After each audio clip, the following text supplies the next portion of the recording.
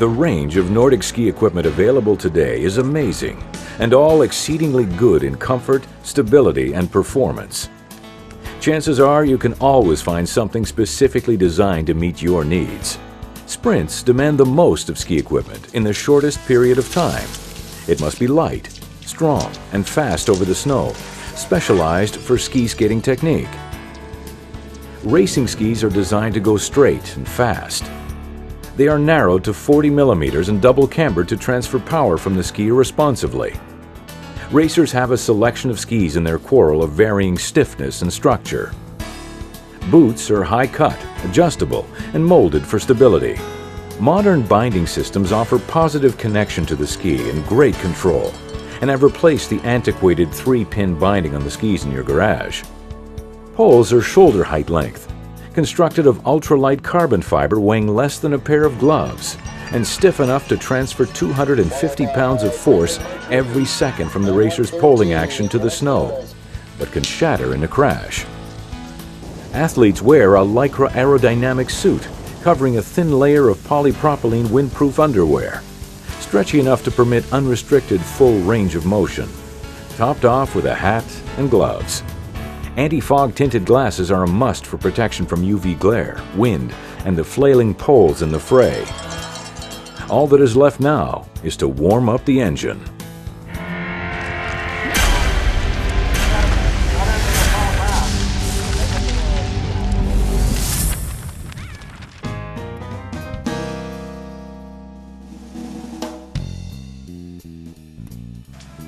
The initial commitment and costs to begin cross-country skiing are modest, whereas benefits are unparalleled.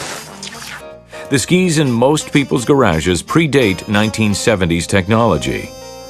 Then, skis were made of wood, boots were low-cut leather, the poles were made of bamboo, and bindings resembled metal rat traps. The reality is that cross-country skiing has experienced a quiet revolution. It has come a long way from wooden skis, granola, and wool sweaters. Today's equipment rivals the stability of some alpine gear, with significantly better glide and prices. Boots are a good place to start outfitting. Choose a ski boot with as much care as you would a winter walking boot. A high-cut style which extends above the ankles is recommended. Ensure that they are comfortable and supportive. Avoid buying boots that are tight. Your toes should not touch the end, or else you'll run the risk of frostbite. An important footnote is that the boot must fit one of the standard binding systems. Salomon's Nordic system, SNS, or Pilot, and the new Nordic Norm, NNN binding systems have replaced the antiquated 3-pin bindings. Note that there are backcountry versions of these systems. Modern binding systems offer positive connection to the ski and great control and stability. Because they are mechanically hinged, you won't get the crease across the top of the boot as was the case years ago. Wood has been replaced by lightweight synthetics, which performs better in the snow. Expect to pay between $80 and $200 for a new entry-level ski. Top cross-country racing skis run about $600 a pair.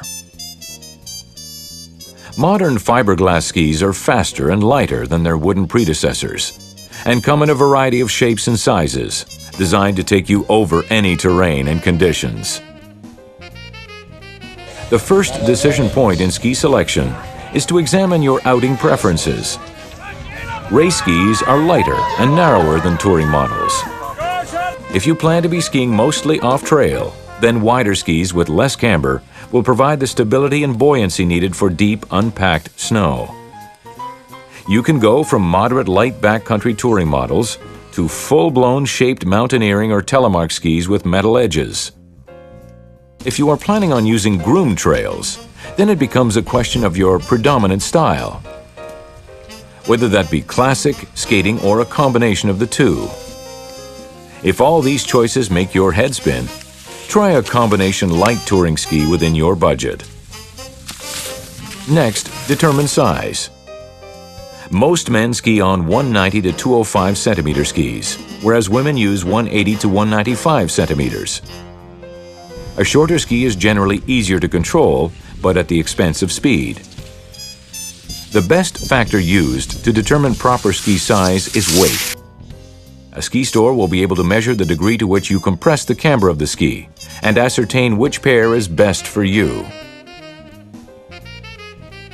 The bases are made out of polyethylene, generally referred to as Petex. Sintered Petex bases, compressed by heat and pressure, hold wax better and are tougher than extruded pressure-molded bases. It can be strictly a matter of cost for the consumer.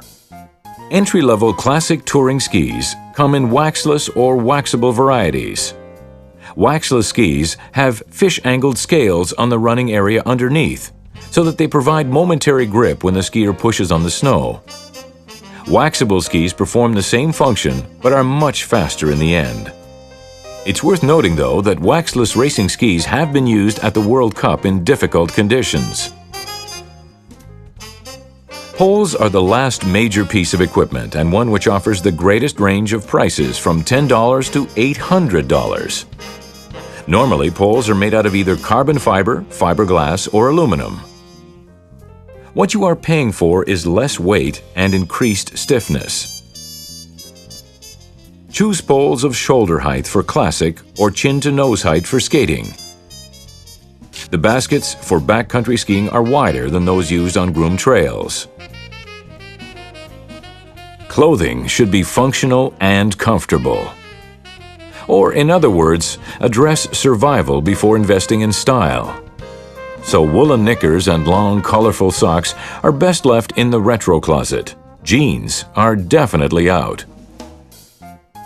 Cross-country skiing follows the same principles as other outdoor exercise, with the added extremes in temperature and wind chill experienced in climbing and descending. Start with long underwear made from synthetic fabrics like polypropylene that wick moisture away from the skin. Buy some windproof briefs and save in a lot of grief. The key is to dress in layers for warmth and to regulate temperature more easily. A middle layer of medium thickness is recommended for the upper body. Choose wool or synthetic fabrics again. Avoid cotton. The outer layer should offer resistance to wind and snow and allow body moisture to escape. Lycra or Gore-Tex are good choices here. A vest or warm-up suit is a good extra layer if required. Your choice of warm mitts or gloves offer better feel and control of the poles. Choose your gloves or mitts large and loose for better heat retention. A good addition is to include thin glove inserts. Wear a hat because most of your heat escapes out of the top of your head. A thin balaclava underneath the toque will protect your face and ears from the wind. Sunglasses with UVA and UVB protection are important to not only thwart snow blindness, but keep the eyes from watering in the cold wind, and to look cool.